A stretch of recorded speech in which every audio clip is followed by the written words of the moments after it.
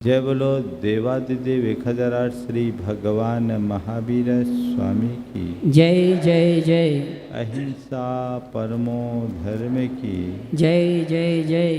परम पूज आचार्य गुरुवर श्री विद्यासागर जी महाराज की जय जय जय। बोले परम पूज मुनि श्री प्रमाण सागर जी महाराज की नमोस्तु गुरुवर। 3 दिन का भूखा भिखारी एक सेठ की हवेली में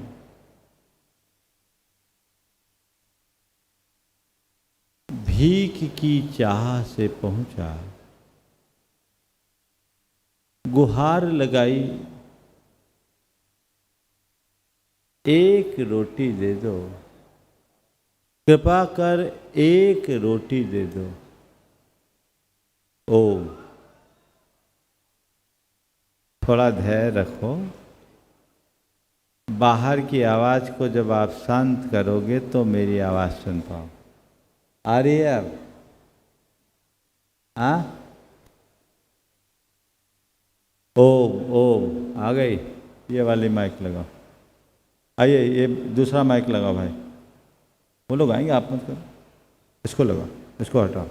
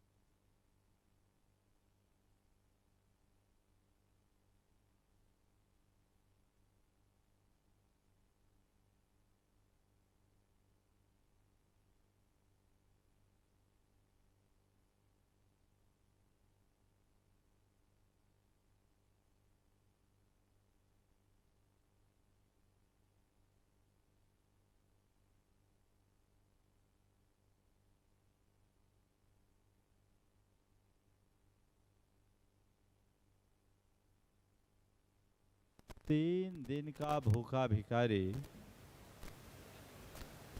एक सेठ की हवेली में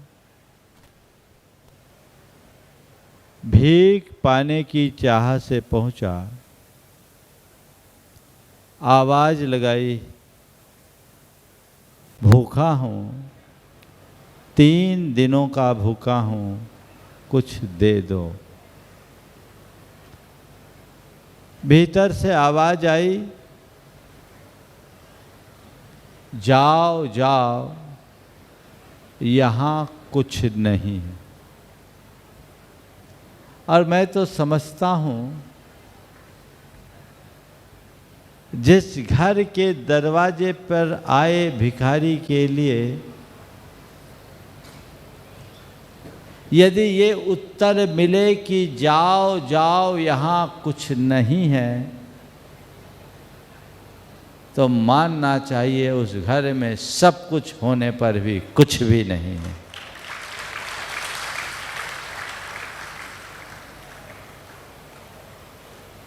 अंदर से आवाज आई, जाओ जाओ यहाँ कुछ भी नहीं है। भिखारी भी ऐसा वैसा नहीं था। उसने आवाज लगाते हुए कहा, माताजी 3 दिनों का भूखा हूं, कुछ तो दे दो। कह दिया ना यहाँ कुछ नहीं। माताजी कुछ तो रहम करो, एक रोटी दे दो। अब वो सेठानी रोटी क्या देती, फर्श पोंछने का पोतना उठाया और उस भिखारी के ऊपर दे मारा। भिखारी ने प्रेम से उस पोतने को उठाया और परमात्मा को धन्यवाद देते हुए कहा, चलो कुछ तो मिला, चलो कुछ तो मिला। और उस पोतने से एक बाती बनाई। शाम को भगवान के मंदिर में गया, उसने उसे जलाया और परमात्मा से प्रार्थना करते हुए कहा, प्रभु जैसे इस दीपक ने पूरे मंदिर को उजाले से भरा, उस सेठानी के मन में भी उजाला भर देना, मेरी यही प्रार्थना है। मैं समझता हूँ क्षमा वाणी का सबसे वास्तविक रूप यही होना चाहिए। आज आप लोग क्षमा वाणी मना रहे हो, और अब तो क्षमा वाणी भी सुविधा से मनाई जाने लगी।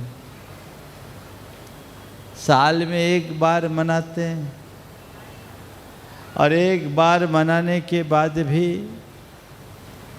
अब जो संडे पड़ जाए उसी में अच्छे से मना लो, है ना। और क्षमा वाणी में क्या करते आप लोग?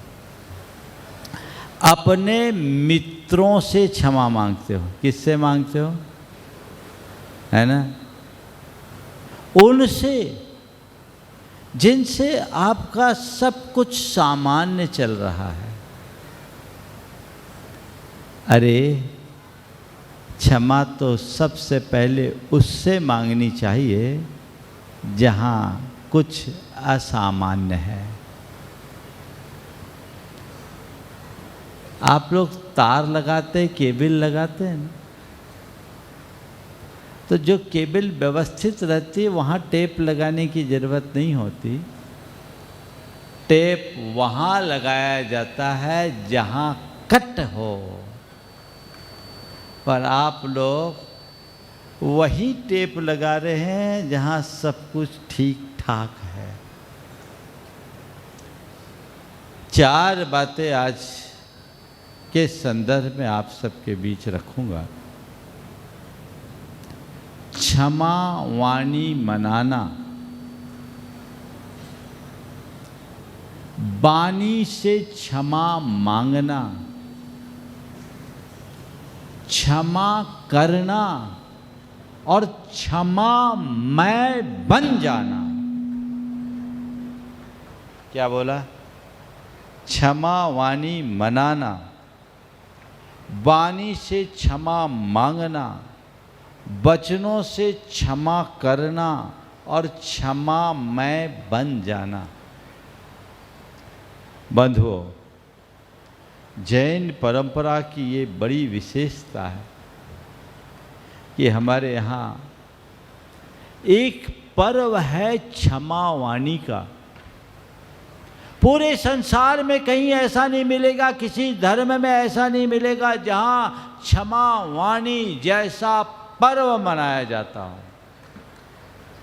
और आज पूरे विश्व में क्षमा की महिमा को स्वीकार करते हुए इस पर बड़े शोध हो रहे हैं। इसको अब क्षमा वाणी हम लोग बोल रहे हैं, वे एक नया शब्द गढ़े, डिवाइन फॉरगिवनेस। मैं आपसे कहता हूं, जिसके हृदय में फॉरगिवनेस है उसके अंदर ही डिवाइन है। क्षमा के अवतरण के अभाव में जीवन में दिव्यता का प्रकाश कभी प्रकट हो ही नहीं सकता। ओम ठीक करिए। क्षमा के अवतरण के अभाव में जीवन में दिव्यता का प्रकाश कभी प्रकट नहीं हो सकता। क्लियर है? दिव्यता तभी आएगी जब हमारे अंदर क्षमा का भाव हो। लेकिन मैं आप सबसे कहता हूं, क्षमा पर्व नहीं, क्षमा पर्व नहीं, क्षमा जीवन को पर्व बनाने की प्रक्रिया है। यदि मेरा जीवन क्षमामय हो गया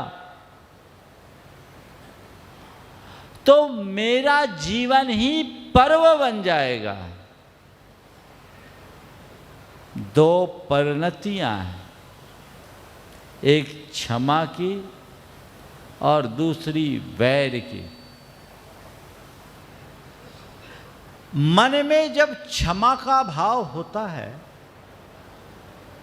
चित्त निष्कलुष हो जाता है और निष्कलुष परिणति के आते ही मन में आनंद आता है। लेकिन मन में यदि वैर विरोध का भाव होता है तो अंदर एक प्रकार की गांठ बन जाती है, एक प्रकार की अग्नि प्रज्वलित हो जाती है जो हमारे जीवन को असहज बना देती, जो अंदर की समरसता को खंडित कर देती, जिससे हमारे जीवन का आनंद छिन्न भिन्न हो जाता। तो उससे अंदर का उल्लास समाप्त होता। तो जिससे अंदर का उल्लास जागे वो पर्व, और जिससे अंदर का उल्लास खत्म हो जाए वो अधर्म। तो संत कहते हैं यदि क्षमा को धार लो तो क्षमा मानी पर्व की जरूरत नहीं, तुम्हारा जीवन ही पर्वमय बन जाएगा। आज क्षमा वाणी मनाई जाती, किस लिए? साल भर गलतियां करो और एक दिन क्षमा मांग लो, हिसाब बराबर है ना। हाँ, आज क्षमा मानी मांग ले और क्षमा मानी मनाते ही कई लोग तो वहीं झगड़ा शुरू कर देते हैं। जैन समाज में पहले एक बड़ा प्रसिद्ध शब्द था किल किल चौदस, सुना आप लोगों ने? हाँ, बुंदेलखंड में बहुत प्रसिद्ध था। वहाँ उन दिनों मंदिरों के चुनाव चतुर्दशी को होते थे, अनंत चतुर्दशी को। अभी भी कुछ जगह है, हिसाब किताब होता और पूरी जद्दोजहद और खींचातानी। आप समझते ही क्या होता है जब आपके यहाँ इस तरह की प्रक्रियाएं चलती है। तो खूब लड़ाई, और वो भी अनंत चौदस जैसा दिन, और ज़्यादातर उपवास है, और खाली पेट में तो टेम्पर ऐसे ही हाई हो जाता, माथा भी गरम, और खूब हो जाए, दूसरे दिन ठंडे हों, फिर क्षमा मानी मना लो हाथ जोड़ के, भाई साहब गलती हो गई, माफ करना। अच्छी बात, क्षमा मानी मनाना अच्छी बात है, लेकिन क्षमा वाणी तभी सार्थक है जब दोबारा वैसी गलतियों की पुनरावृत्ति रुके। गलतियों को दोहराते जाओ और क्षमा मांगते रहो, क्षमा वाणी मनाते रहो, तो मामला गड़बड़ होगा। एक बड़ी पुरानी कहानी याद आ गई। एक नया नया साधु बना, अल्प उम्र में साधु बन गया, बचपना ही था। गुरु से एक दिन उसने सुना कि गलती हो जाए, क्षमा मांग लो, पाप खत्म हो जाता। तस्मिच्छामि दुक्कड़म, जो मुझसे गलती हो, मिच्छामि दुक्कड़म कर लो, गलती साफ। ठीक, बचपना तो था ही। सर्दी का समय था, धूप में बैठ के वो सामायिक कर रहा था। सामने एक कुम्हार का घर था, उसने कुछ घड़े तैयार किए थे और घड़ों को एक जगह सजा के रखा था। अब इसके मन में फितूर पक उमड़ी, ये घड़ा बहुत सुंदर है, एक घड़े को फोड़ के देखा जाए। बैठे बैठे एक पत्थर उठाया, निशाना साधा, धम्म से घड़े में मारा और घड़ा फूट गया। इसने कहा तस्मिच्छामि दुक्कड़म। कुम्हार ने देखा, सोचा चलो साधु है, क्या बोलूं। थोड़ी देर बाद दूसरा पत्थर उठाया, फिर फेंका और घड़ा फूटा, बोला तस्मिच्छामि दुक्कड़म। तो बोला भैया दो दो घड़े फोड़ दिए, क्या मामला है? ये पत्थर उठा रहा है, मुंह से कुछ बुदबुदा रहा है। और जब तक वो कुछ कहे तब तक तीसरा पत्थर फेंका, तीसरा घड़ा भी फूट गया और बोला तस्मिच्छामि दुक्कड़म। तब तक वो पास पहुंचा, बोले क्या कर रहे हो, हमारे 3-3 घड़े फोड़ दिए। बोले मेरे गुरु ने कहा था कोई भी अनर्थ हो जाए तस्मिच्छामि दुक्कड़म कर लो, सब दूर हो जाएगा। कोई भी अनर्थ हो जाए तस्मिच्छामि दुक्कड़म करो, सब दूर हो जाएगा। इसलिए एक पत्थर उठा गए, उसके सामने फेंका और कहा तस्मिच्छामि दुक्कड़म। कुम्हार को ताव आ गया, जिस लठ से वो चाक घुमा रहा था वही लठ उसके सिर पर मारा और कहा तस्मिच्छामि दुक्कड़म। बात समझने की है।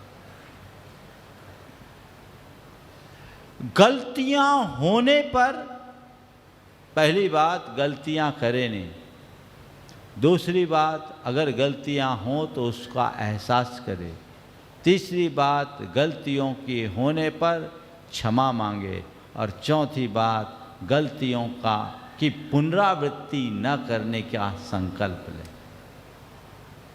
ज़्यादातर लोगों को तो गलतियों का एहसास ही नहीं होता,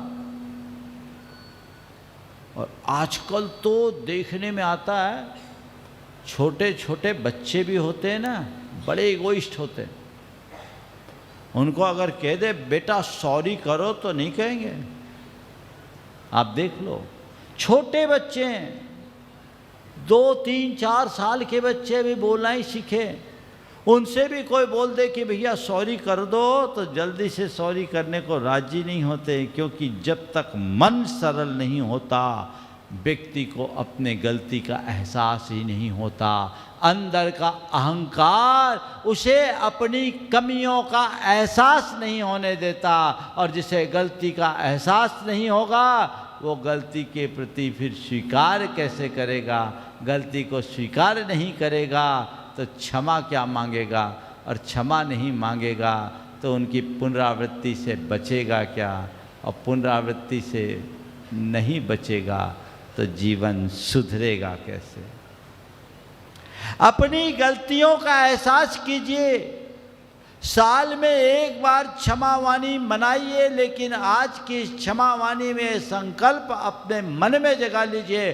गलतियां होती है, हर किसी से होती है, कोई मनुष्य ऐसा नहीं जिससे गलतियां ना हो, लेकिन जैसे ही गलतियों का एहसास हो, गलतियों का एहसास हो, तुरंत क्षमा मांगने को तैयार हो जाओ और उनके पुनरावृत्ति न करने के लिए संकल्पित हो जाओ। जीवन का सुधार होगा। हम लोगों में ज़्यादातर लोगों को अपनी गलतियों का एहसास ही नहीं होता। क्षमा मानी की बात है ना, क्षमा की बात, हम क्यों मांगे क्षमा? सामने वाला मांगे, हमारी कोई गलती नहीं है तो हम क्षमा क्यों मांगे? और फिर क्षमा मांगने की बात है तो ये बताओ पहले कौन क्षमा मांगेगा? पहले वो मांगेगा कि हम मांगेंगे? इतने सारे शर्त रखने वालों के हृदय में क्षमा का आविर्भाव ही नहीं हो सकता। अभी तो वह कसाई की प्रतिमूर्ति बना हुआ है, उसके अंदर कलुषता है। क्षमा निश्चल मन की परिणति है। जिसके हृदय में सरलता, जिसके अंतरंग में सकारात्मकता हो, वही व्यक्ति क्षमा को उद्भावित कर सकता है, और ऐसे ही व्यक्ति के जीवन में कुछ परिवर्तन घटित हो सकता है। तो आज क्षमावाणी आप लोग मना रहे हैं, आप लोगों की बात कर रहा हूँ। हमारी क्षमावाणी तो रोज होती, दिन में 3 दफ़े। आगे समझ में कोई कहते हैं अरे महाराज ने तो क्षमा मांग ली, तो महाराज तो क्षमा मांगते ही, क्षमा महाराज का धर्म है, और मांगते ही नहीं है, करते भी हैं। ध्यान रखना, क्षमा मांगना बड़ी बात नहीं है, क्षमा करना बड़ी बात है। क्षमा तो कमजोर भी मांग लेता है, लेकिन क्षमा करना केवल सबल व्यक्ति के बस की बात है। कमजोर व्यक्ति क्षमा नहीं कर पाता, परिस्थितियों से समझौता भले कर ले। क्षमा का अर्थ परिस्थितियों से समझौता नहीं, क्षमा का अर्थ मन की सरलता है, हृदय की निष्कलुषता है, अंदर से निष्कपटपना हो। क्षमा वाणी, वाणी पर्व हमने मनाया। आज ये संकल्प ले कि हमने 10 दिन धर्म की आराधना की, विशुद्ध आराधना की। क्षमा वाणी से हम नई शुरुआत करेंगे, जिसके साथ भी मेरा द्वेषपूर्ण संबंध रहा है। अपने संबंधों को मधुर बनाए रखने के लिए हम अपनी ओर से पहल करेंगे, उससे हृदय से क्षमा याचना करेंगे और अपने मन में उसके प्रति कोई भी दुर्भाव है उसे दूर करके क्षमा करेंगे। और आगे जब कभी यथासंभव कोशिश करेंगे कि कोई गलतियां हो ही नहीं, और अगर हो जाए तो उस गलती को दोहराने से बचेंगे। तुरंत तत्क्षण क्षमा मांगने और करने के लिए तत्पर होंगे। आप लोग तैयार हो? बोलो हाँ, आज संकल्प ले लो, तुरंत कह दो ना, क्या बात हो गई। अरे महाराज जी आप तो कह देते हैं, अच्छा भी लगता है आपकी मुख से क्षमा की महिमा सुनने पर लगता है हम क्षमा मांग लेंगे तो हमको हल्का नहीं ले लेगा, हम कमज़ोर नहीं पड़ जाएंगे। ध्यान रखना, कमज़ोर पड़ नहीं जाओगे, कमज़ोर तो पड़े हुए हो। जो कसायों से दबा है वो कमज़ोर पड़ा है, और जो क्षमा से भरा है वो सामर्थ्यवान है। अंदर से कमज़ोर हो, अपने मन को सरल करो और क्षमा वाणी के दिन ये संकल्प रखो कि मुझे आज ये संकल्प लेना है, जीवन को क्षमामय बनाना है। और क्षमामय बनाने के लिए चीज़ों को नज़रअंदाज करना और बर्दाश्त करने की क्षमता विकसित करना। कुछ बातों को नज़रअंदाज करो, किसी ने कुछ कह दिया ठीक है इग्नोर करो, कुछ घट गया उसको सहन करो। नज़रअंदाज करने और सहन करने की क्षमता यदि तुम्हारे हृदय में आ गई, तुम्हारा जीवन क्षमामय बनेगा। और आज आप सबको इसी के लिए संकल्पित होना चाहिए कि हमें अपने जीवन को क्षमामय बनाना है, जीवन को क्षमामय बनाना है। लेकिन क्रम से क्षमा वाणी, वाणी से क्षमा मांगना। भैया क्षमा क्षमा उत्तम क्षमा उत्तम क्षमा, हम लोगों से लोग सवेरे से कहने लगते हैं महाराज जी उत्तम क्षमा उत्तम क्षमा। अरे भैया हमसे क्षमा बाद में मांगना, पहले अपनी घरवाली से मांग लो, उससे मांगो जिससे रोज किचिर पिटर होती है। अपने पिताजी से मांगो, अपने भाई बंधुओं से मांगो, अपने अड़ोस पड़ोस से मांगो, अपने मित्रों से मांगो जिनके साथ तुम्हें रहना होता है, जिनके साथ तुम्हारा उठना बैठना है, जिनसे तुम्हारा संपर्क है, जिनसे तुम्हारा संबंध है, जिससे कुछ खटपट हुई है, वहीं न क्षमा करो। जिससे कोई लेना नहीं देना नहीं, भाई साहब हमें क्षमा करिएगा, ये क्या है? विडंबना ये है, क्षमा जो हमारे जीवन का धर्म था आज क्षमा वाणी के रूप में एक रस्म भर बन गया है। इसे एक रस्म के रूप में मत देखिए, हृदय की विराटता को समझिए, धर्म के मर्म को समझिए। एक बात अपने हृदय में गांठ बांध करके बिठा लीजिए कि कसाय हमारे जीवन का विनाशक है। कसाय को कभी कम मत समझना। अणथोवम, वणथोवम, अग्गिथोवम, कसाय थोवम वा न वीससी अब्बो थो भी बहुगुणो होई। ऋण को कभी कम मत मानना, व्रण घाव को कभी छोटा मत मानना, अग्गिथोम अग्नि को थोड़ी कमजोर मत मानना, उसे नजरअंदाज मत करना। और कसाय को कभी कम मत समझना। ऋण को कम मानना, थोड़ा सा कर्जा है क्या फर्क पड़ता है, जिंदगी में कभी कर्ज लेना मत। अगर यदि किसी कारणवश कर्ज लेने की नौबत आ गई तो उसे चुकाने का अपना फर्ज मानना, और जब तक उस कर्ज को चुका न दो तो चैन से मत बैठना, क्योंकि थोड़ा सा कर्ज भी बहुत बड़ा भार बन जाता है। जिनने मुंशी प्रेमचंद की 1.25 सेर गेहूँ कहानी पढ़ी है वो जानते होंगे कि 1.25 सेर गेहूँ कर्ज में लेने वाला आज भी बधुआ मजदूर कैसे बन गया। तो कर्ज जैसे बढ़ता है चढ़ता जाता है, चढ़ता जाता है, चढ़ता जाता है। इसलिए कहते हैं ऋण को कभी कम मत समझना, व्रण घाव को कभी कम मत समझना। छोटा सा घाव है, अरे ठीक है हो गया, इग्नोर कर दो, अरे वो गैंग्रीन बन सकता है, वो नासूर बन सकता है, अरे ठीक है छोटा ही सा तो है। नहीं, अंगूठे में चोट लगी, डॉक्टर को 2-4 दिन इग्नोर कर दिया, पूरे अंगूठा काला पड़ गया, डॉक्टर को दिखाया, भैया गैंग्रीन हो गई है, अंगूठा काटना पड़ेगा। अरे डॉक्टर साहब अंगूठा कट जाएगा तो कैसे काम चलेगा, आप तो कोई उपाय करो। ठीक है ट्राई करते हैं, हफ्ता भर बाद गए तो पूरे पंजे तक आ गया, बोला अब तो पंजा काटना होगा। डॉक्टर साहब अंगूठा काट लो ना, थोड़ा मेहरबानी होगी। भैया ट्राई करते हैं, गए तो पता लगा घुटने, बोले पाँव काटना पड़ेगा, आप तो पंजा काट लो। देखते हैं, बोला अब तो बचना ही मुश्किल है, क्योंकि पूरे शरीर में जहर फैल गया। बस ऐसे ही कसायों का जहर होता है, सोचते थोड़ा है थोड़ा है थोड़ा है, लेकिन वो थोड़ा सा फोड़ा पूरे जीवन का विघातक बन जाता है। अग्नि को कभी कमजोर मत समझना, अग्नि की एक नन्ही सी चिंगारी पूरी बस्ती को खाक में परिवर्तित कर सकती। ये 3 तो उदाहरण दिए। बोले इसके साथ ऐसी कसाय को कभी कमजोर मत समझना। ये थोड़ा भी बहुत भयानक हो जाता है, ना 20 यब्बो थोवो भी महागुनो होती। इनका विश्वास मत करना, ये थोड़ा भी महाभयानक रूप ले ले, क्या पता कब इनके साथ कैसी स्थिति बन जाए, कोई ठिकाना नहीं। और ध्यान रखना, कर्ज लोगे तो एक जीवन तबाह होगा, घाव को उपेक्षित करोगे तो भी एक जीवन होगा। अग्नि है तो तुम्हारी और कुछ लोगों की जिंदगी तबाह होगी, लेकिन कसाई की अग्नि से भाव बर्बाद होंगे। उस बात को समझना चाहिए। कसाई की अग्नि भाव को बर्बाद करती है।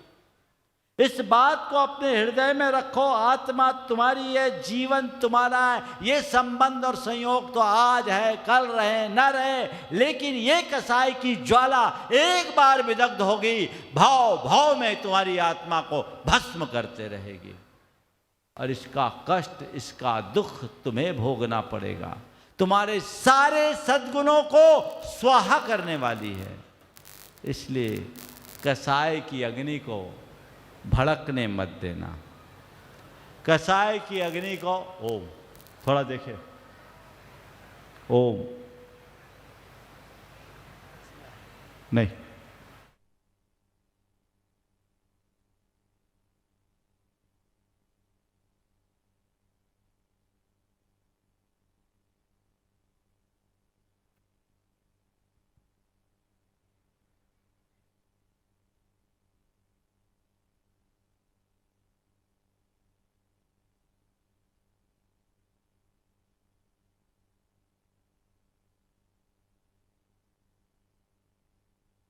होने दो, हो तो उसे तुरंत बुझाओ।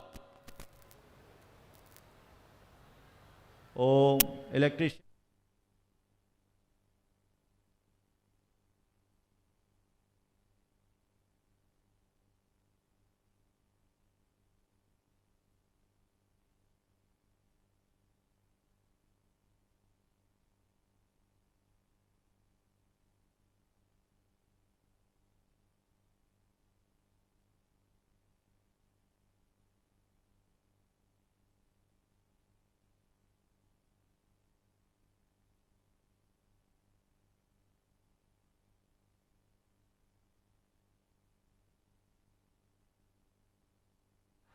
मैं खुद कह रहा हूं, इसको इग्नोर मत करना। तुम लोग मगन होकर इग्नोर कर रहे हो, अरे भैया गड़बड़ नहीं हो जाए, यही इग्नोरेंस जीवन को स्वाहा करता है। यहाँ जगो, जगाओ। क्षमा वाणी, वाणी से क्षमा मांगना ये ठीक नहीं। हाँ भैया क्षमा कर दो, हमने क्षमा कर दिया, क्षमा मांग लिया बचनों से और बचनों से क्षमा कर दिया, ये फॉर्मेलिटी है। ऐसी क्षमा वाणी का कोई अर्थ नहीं, ये सब व्यर्थ है। असली क्षमा वाणी तब है जब तुम मन में क्षमा भाव जगाओ। जिसके मन में क्षमा भाव होता है उसका जीवन क्षमामय बनता है। अपने मन को वैसा बनाइए, कुछ भी हो जाए तुरंत गलती का एहसास होते ही क्षमा मांग लेना, और कोई कर दे तो उसे बच्चा समझ करके क्षमा कर देना। गांठ मन में मत रखना, मांगो भी तो मन से और करो भी तो मन से।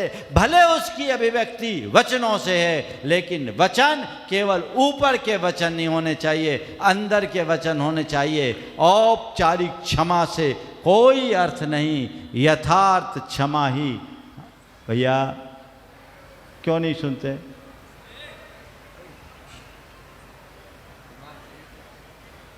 औपचारिक क्षमा का कोई अर्थ नहीं, क्षमा ही हमारे लिए कल्याणकारी होती है। इसलिए उस औपचारिक क्षमा से बचिए, यथार्थ क्षमा को अपने हृदय में धारने की कोशिश कीजिए, तब हमारे इस धर्म का कोई अर्थ होगा। लेकिन मुझे तब बहुत दुख होता है कि जब अच्छे अच्छे धर्मात्माओं के हृदय में भी क्षमा का भाव नहीं हो। अच्छे अच्छे धर्मात्माओं के हृदय में भी क्षमा का भाव नहीं होता। धर्म करेंगे, पूजा करेंगे, पाठ करेंगे, दान करेंगे, व्रत करेंगे, उपवास करेंगे, सब कुछ करेंगे, पर मन में कसाय की गांठ बांध के रखेंगे। मैं एक स्थान पे था अभी दशलक्षण में, बहुत लोगों ने उपवास किए, खूब खूब उपवास हुए। ओके, खूब खूब उपवास किए। एक जगह मैं था, एक महानुभाव ने 32 उपवास किए। समाज के श्रेष्ठी, मुख्य स्तंभ, 32 उपवास, और 32 उपवास की पालना के लिए अतिरिक्त महोत्सव किया। उनकी धर्मपत्नी ने मुझसे कहा, महाराज जी हमारे पति देव को आप जानते हैं, सब काम में आगे रहते हैं, 32 उपवास किया इन्होंने, इसकी मुझे बड़ी खुशी है, लेकिन मुझे एक बात की तकलीफ़ है, हमारे जो देवर हैं इनकी आपस में पिछले 15 सालों से बोलचाल नहीं है, और महाराज पारना महोत्सव में सबको बुला रहे हैं, उनको बुलाना नहीं चाहते, उनका नाम लेते इनके अंदर आग लगती। महाराज जी आपसे हम इतना सुनते हैं, हम आपसे इतना ज़्यादा इंस्पायर्ड हैं, हमें लगता है कि इनका उपवास लंघन में न बदले, इनकी आत्मा का हित हो और इनका मन साफ हो। महाराज 32 उपवास का फल निरर्थक हो जाएगा अगर इनका मन नहीं संभला, और आपकी कृपा हो जाए, इनका मन खुल जाए तो इनका जीवन सार्थक हो जाएगा। आप ही समझा सकते हैं, क्योंकि वो केवल आपको ही मानते हैं। हमने कहा ठीक, धीरे से कहा महाराज जी एक निवेदन है। बोले क्या? उनको पता नहीं लगना चाहिए कि मैंने कहा, नहीं तो मेरी खैरियत नहीं। हमने कहा चिंता मत करो, मैं देखता हूँ, कोशिश करता हूँ ऑपरेशन सक्सेस हो जाए। वो आया, बैठा, मैंने बातचीत के क्रम में ऐसे बोला, भैया उपवास तुम्हारी बहुत अच्छे से हो रही है। हाँ, पालना कब है? बोले परसों है। हमने कहा मैंने सुना है तुमने बहुत बड़ा महोत्सव करने का मन बनाया। बोले महाराज बच्चे लोग नहीं मान रहे हैं, और पहली बार हुआ है तो महाराज ऐसे करता है, आप लोगों का आशीर्वाद है, दुनियादारी के कार्य में घरों में उत्सव मनाते, तो महाराज इसमें कुछ बुरा नहीं है। हम इतना करते हैं कि महाराज किसी से लेन देन नहीं करेंगे, हम आपकी बात को पूरी तरह फॉलो करेंगे। हमने कहा ठीक है भाई, फॉलो करोगे कि करते हो? बोले हाँ महाराज करते हैं, करेंगे। हम बोले हमारी सब बात को फॉलो करना। बोले हाँ महाराज आपसे हम पीछे अलग है ही नहीं। ठीक है, हमने फिर पूछा क्या हुआ पूरे गांव को? बोले हाँ महाराज सारे गांव को बुलाया है, कोई कमी नहीं। और महाराज आपके आशीर्वाद से तो हमारे पास कमी है ही नहीं। और महाराज मेरे घर कोई कार्यक्रम हो ऐसा कोई व्यक्ति नहीं जो आता नहीं, सब आता है, केवल मैसेज भर देने की देर। ठीक है, थोड़ी देर इधर उधर की बातें की। हमने कहा तुम्हारा भाई भी है ना? और जैसे ही मैंने बोला तुम्हारा भाई, उसका नाम लिया, वो एकदम ऐसा जैसे बिच्छू ने काटा है। बोले महाराज महाराज उसका नाम मत लीजिए। बोले क्यों, क्या हो गया? तुम्हारा भाई है ना? भाई है महाराज, लेकिन उसका नाम सुनते ही मेरे अंदर आग लग जाती है। हमने कहा भैया मैं इसी आग को बुझाना चाहता हूँ। तुम सोचो 32 उपवास और उसके बाद अपने सगे भाई के प्रति इतनी कषाय, वो छोटा इतनी तीखी प्रतिक्रिया क्यों? उसने कहा महाराज हमने उसके लिए बहुत कुछ किया, हमने उसके लिए बहुत कुछ किया। पिताजी बहुत छोटी उम्र में चले गए, मैं बाप की तरह उसका पाल पोस के आगे बढ़ाया, उसे खड़ा किया, लेकिन महाराज उसने मेरा अपमान किया। क्या अपमान किया? बोले महाराज अब मत बोलिए, उसने मेरा अपमान किया। अपमान किया? बोले क्या अपमान किया? बोले महाराज जी क्या बोले, 4 जनों के आगे मेरे बारे में उसने बहुत उल्टी सीधी बातें कर दी। मैं उसे माफ़ नहीं कर सकता, जिसके लिए मैंने सब कुछ किया वो मेरे को नीचा दिखाने का प्रयास किया। बोले भैया ये बताओ 4 जनों के सामने क्या कहा, किसके सामने कहा? तुमसे खुद ने कहा? महाराज मुझसे कहने की तो हिम्मत ही नहीं है। किसके सामने कहा? 4 जनों के सामने कहा। वो 4 जन कौन है? बोले मुझे उनके नाम याद नहीं। 4 जनों के सामने कहा, नाम याद नहीं, कब कहा ये याद नहीं, क्या कहा ये याद है? बोले हद हो गई भाई, जब 4 जनों के नाम याद नहीं, कब कहा ये याद नहीं, तो क्या कहा ये याद ना रहे, मामला अपने आप रफा दफा हो जाएगा, उसको भी भूल जाओ। ये बुरी स्मृति, इसको त्यागो। और भाई से तुमने पूछा भी कि जो बातें तुमने सुनी है वो कही भी है कि नहीं? अरे महाराज उससे पूछने की क्या जरूरत, कई लोग होते ना कान के कच्चे, जिससे कह दे कौवा तुम्हारा कान ले गया तो कान की तरफ देखने की जगह कौवा की तरफ भागे, वो कान का कच्चा है। और ऐसे लोग बहुत हैं। उसने ऐसे सुन लिया, कुछ लोगों ने सुलगाया, वो सुलग गया। और आज दुनिया में ऐसे लोग हैं, सुलगाने वाले ज़्यादा हैं, सुलझाने वाले कम। माचिस लगाते रहते हैं, सुलगाते हैं। अरे बंधुओं, जीवन में कभी सुलगाने का काम मत करना, बन सके तो सुलझाने का काम करना। और सुलझाने का काम केवल और केवल वही कर सकता है जो खुद सुलझा हुआ हो। जो खुद उलझाओ, किसी को नहीं सुलझा सकता। तो अपने जीवन को क्षमामय बनाने का संकल्प लीजिए। कसाई की इस परंपरा को आगे बढ़ाना नहीं। मैंने उन्हें संबोधा, समझाया, और मैंने फिर बहुत मशक्कत करनी पड़ी, मुझे अपना रुख खड़ा करना पड़ा। हमने कहा तू अगर ऐसा हाल करेगा तो मैं तेरे घर आहार करने नहीं आऊँगा। उंगली टेढ़ी करनी पड़ती कई बार आप लोगों के लिए। तब कहीं जाकर उसका दिमाग ठंडा हुआ। उसकी धर्म पत्नी का भी उसमें बहुत बड़ा योग था। और जब दोनों भाइयों को मिलाया, भाई ने कहा भैया मुझे तो पता ही नहीं कि आप ऐसी बात के पीछे 15 सालों से नाराज़ है। अरे मैं तो सदैव आपके आगे नतमस्तक रहा हूँ। पिताजी के बाद मैंने आपको पिता तुल्य ही माना, पर काश मुझे आप सुनते तो, मुझसे पूछते ही तो। वो चरणों में अर्पित हो गया और कहा भैया आप मेरे भ्राता हों, मुझसे यदि मन से, वचन से, काय से, जाने अनजाने में आपके प्रति कुछ भी अनर्गल निकला हो, मैंने कुछ भी गलत किया हो, मैं हृदय से क्षमा मांगता हूँ, क्षमा करे। दोनों मेरे सामने गले मिले और आँखों के आंसू से दोनों की जो धार बही वो अंदर की सारी कलुषता को दूर कर दी। और आज दोनों एक हैं। जब मन साफ होता है तो सब माफ होता है, और जिसके मन में गंदगी है उसके अंदर कचरा भरता रहता है। अपने अंदर कचरा न भरे, मन साफ रहे, ऐसा सत प्रयास सबको करना है। ये क्षमा मानी तभी सार्थक होगी। मैं पूरे इंदौर में आप सबको यही कहना चाहूँगा, अपने मन को साफ बनाइए, एक लक्ष्य रखिए, हम एक बने, नेक बने, धर्म को जीवन में उतारे, उसे शब्दों की अभिव्यक्ति तक सीमित न रखें, क्षमा की पर्याय बनने का प्रयास करें, क्षमा मूर्ति बनने का प्रयत्न करें, ताकि हमारा जीवन सफल हो, सरल हो। हम क्षमा को मात्र एक औपचारिक सॉरी जैसे शब्द के विषय में मत करें। एक बूढ़ी अम्मा थी, एक युवक जा रहा था, अचानक उसके धक्का सा लग गया, तो धक्का लगा तो उसने बोला सॉरी सॉरी। तो बूढ़ी अम्मा थी, पढ़ी लिखी नहीं थी, जैसे कहा सॉरी से, काई छोरी छोरी कब है,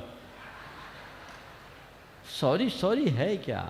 अंदर से जब तक भूल का एहसास न हो तब तक क्षमा मांगने का कोई अर्थ नहीं, और जब तक हृदय निश्चल न हो तब तक क्षमा करने का कोई प्रसंग नहीं।